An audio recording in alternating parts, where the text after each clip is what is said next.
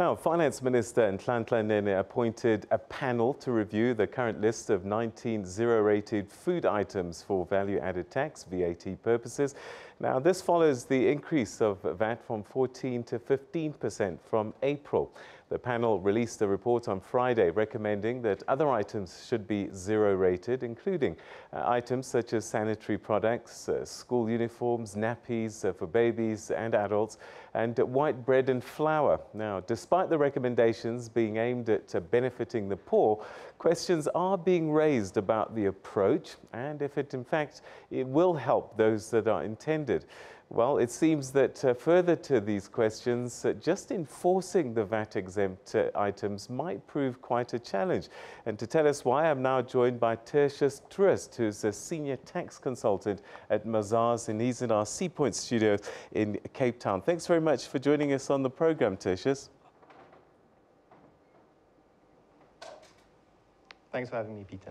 All right, Tertius, let's start. I mean, the review of the basket of VAT items, I guess it sounds like a good idea because the original basket was done years ago, life has changed, things have changed, but it seems some people are suggesting that the poor may not actually benefit from this.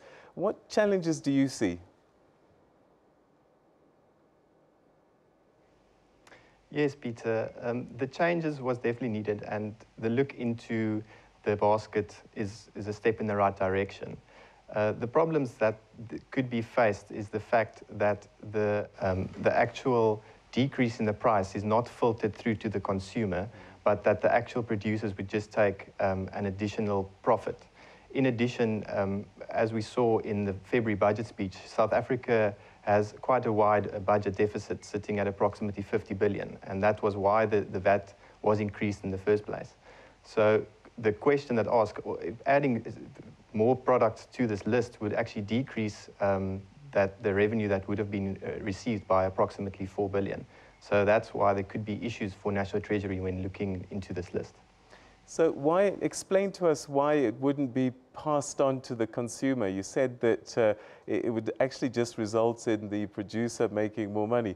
Why wouldn't it be passed on? Surely the consumer is paying less for those products.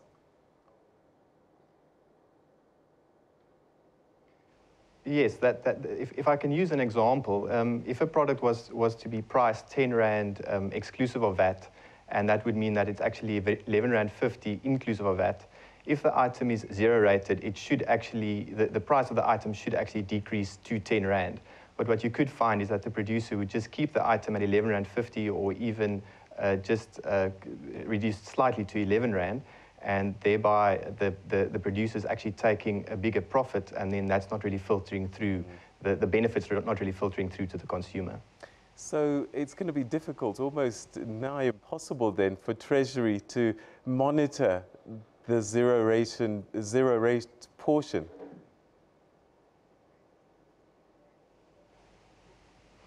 It will be very difficult. What the panel have suggested is actually to that they should make use of the Competition Commission to see that these prices are filtered through to the consumer. But once again, the Competition Commission is already under a lot of pressure and it's always difficult to show, for example, price fixing and so forth. So it is a very difficult question for Treasury and something that needs to be addressed before these items are added to the list. All right, Tertius, I'm going to put you on the VAT panel now. And if you were sitting on that panel, what would you be telling your colleagues?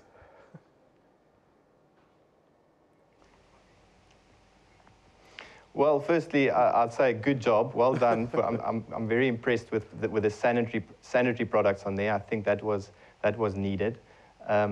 With regards to the poultry products, we've had a split in the panel, and it came to the result where that was not added to the list. So it's a very difficult job that the panel had to go through, but I think they did quite well. They also added white bread and nappies, as you stated. And something like white bread is actually used by the poor. So the list is pro-poor, which is a step in the right direction. But once again, a lot more can be done. What can be done to mitigate some of the challenges that you've raised? Is there another way to help the poor and raise revenues at the same time? Well, yes, I actually enjoy the fact of actually looking at the economy and giving other incentives to business, and thereby getting businesses to help the inflow of money into the country by foreign investment, further looking to increase jobs. I think that's always actually a better step to actually give people more money in their pockets and thereby not needing special VAT dispensations. So I would actually focus more on education and businesses and incentives for them. There are some economists who suggest that actually don't bother zero rating, but instead give people in need things like food stamps, because then the real people that need the help will get the help through the food stamps, and Treasury will still be able to raise money to do the schools and roads and so on and so forth. Could that work, do you think?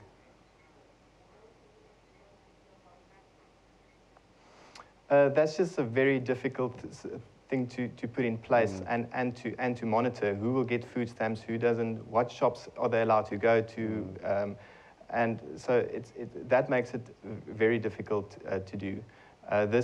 Looking at the VAT rate and the zero rating of products is something that's much easier to administer, and you always have to take into account the cost of administering a certain tax benefit versus the benefit that actually goes to the consumer.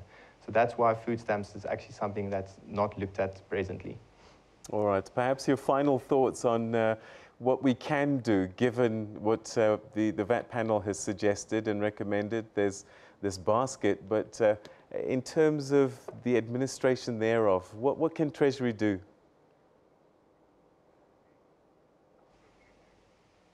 So the final list, as has been provided, is actually open for public comment now until the end of August. So we urge the public to actually provide comments on it, whether they are satisfied with this list or whether they want anything additional to be put on that. So I think something like soap or candles is always something that's utilized by the poor and that could be put on the list. I think the panel needs to hear from the public with regards to what they believe they are using and what should be zero rated.